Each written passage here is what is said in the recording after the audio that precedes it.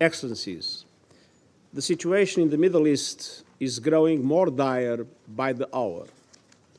The war in Gaza is raging and risks spiraling throughout the region. Divisions are splintering societies, tensions threaten to boil over. At a crucial moment like this, it is vital to be clear on principles, starting with the fundamental principle of respecting and protecting civilians. I have condemned unequivocally the horrifying and unprecedented 7 October acts of terror by Hamas in Israel. Nothing can justify the deliberate killing, injuring, and kidnapping of civilians or the launching of rockets against civilian targets. All hostages must be treated humanely and released immediately and without conditions. And I respectfully note the presence among us of members of their families. Excellencies, it is important to also recognize the attacks by Hamas did not happen in a vacuum. The Palestinian people have been subjected to 56 years of suffocating occupation. They have seen their land steadily devoured by settlements and plagued by violence, their economy stifled, their people displaced, and their homes demolished. Their hopes for a political solution to their plight have been vanishing. But the grievances of the Palestinian people cannot justify the appalling attacks by Hamas, and those appalling attacks cannot justify the collective punishment of the Palestinian people. Excellencies, even war has rules.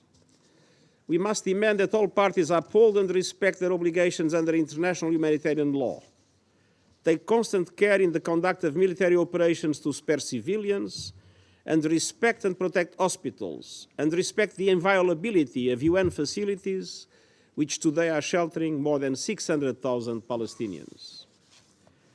The relentless bombardment of Gaza by Israeli forces, the level of civilian casualties, and the wholesale destruction of neighborhoods continue to mount and are deeply alarming.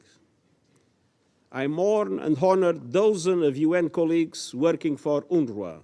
Sadly, at least 35 and counting, killed in the bombardment of Gaza over the last 2 weeks. I owe to their families my condemnation of these and many other similar killings. The protection of civilians is paramount in any armed conflict. Protecting civilians can never mean using them as human shields. Protecting civilians does not mean ordering more than 1 million people to evacuate to the south, where there is no shelter, no food, no water, no medicine, and no fuel, and then continuing to bomb the south itself. I am deeply concerned about the clear violations of international humanitarian law that we are witnessing in Gaza. Let me be clear, no party to an armed conflict is above international humanitarian law. Excellencies, thankfully some humanitarian relief is finally getting into Gaza, but it is a drop of aid in an ocean of need. In addition, our UN fuel supplies in Gaza will run out in a matter of days, and that would be another disaster. Without fuel, aid cannot be delivered, hospitals will not have power, and drinking water cannot be purified or even pumped.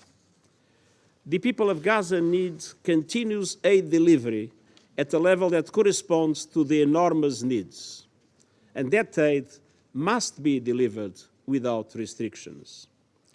I salute our UN colleagues and humanitarian partners in Gaza working under hazardous conditions and risking their lives to provide aid to those in need. They are an inspiration. To ease epic suffering, make the delivery of aid easier and safer, and facilitate the release of hostages, I reiterate my appeal for an immediate humanitarian ceasefire. Excellencies, even in this moment of grave and immediate danger, we cannot lose sight of the only realistic foundation for a true peace and stability, a two-state solution. Israelis must see their legitimate needs for security materialized, And Palestinians must see their legitimate aspirations for an independent state realized in line with United Nations resolution, international laws, and previous agreements. And finally, we must be clear on the principle of upholding human dignity. Polarization and dehumanization are being fueled by a tsunami of disinformation. We must stand up to the forces of anti-Semitism, anti-Muslim bigotry, and all forms of hate. Mr. President, Excellencies, today is United Nations Day, marking 78 years since the UN Charter entered into force. That Charter reflects our shared commitment to advance peace, sustainable development, and human rights. On this UN Day, at this critical hour, I appeal to all to pull back from the brink before the violence claims even more lives and spreads even further. Thank you very much.